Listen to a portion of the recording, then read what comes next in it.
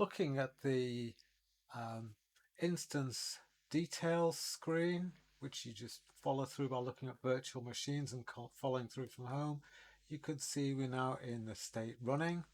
So the instance is up, and that is its IP4 IP address, which we're going to use.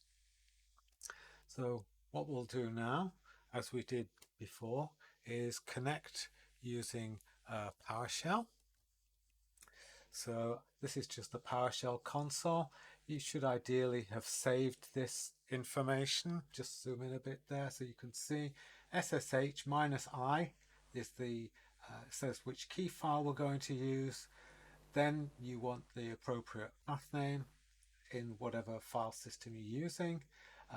And obviously you've got to get the right key, otherwise it's not going to work. Remember, we mapped port 888 on the remote host through to 888 on the local host, and that means that when we go to our web browser on port 888, it will actually look on the same port but running on the remote host. Our username there is as your user, and that is the IP address we just saw. So I'm going to go ahead and enter that, and that will take us to a console on the remote machine. You can see the prompt now has changed. It says as your user, and there's our instance name. I haven't changed any of the defaults here for Ubuntu, so we're just picking it up exactly as it is. And remember, we installed the module software container before. I'm going to explain some of this as we go through. And remember also that we mapped the local port, that is the local port on this host, to the container port, all being 8888. It is possible to use different ports between the container and the host and SSH and the local host, but that's just really a good way to get confused. So I say just map them all through 888, use that SSH, so we've got a secure connection there. There's our host name. Remember, when we ran this before, this command in a couple of sessions ago, it had to download the instance, but we've already got so download the container image. We don't have to repeat that download. So one of the big deals about containers is they're really quick.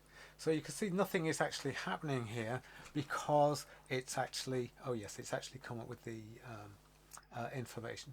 So now we've got Jupyter Notebook. This is the container ID, and that's the port. Remember, that's mapped through to our local host. So now if we stop and switch to our web browser, and I now look for local host, local host.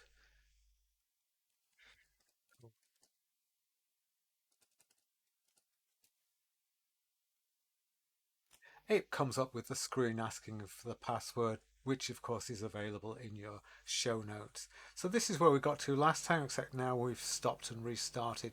So just to sum up there, to continue your session, you need to restart the server on Azure. So log into Azure, restart the instance, the virtual machine, connect to it through PowerShell, start your container again, and enter the username and password.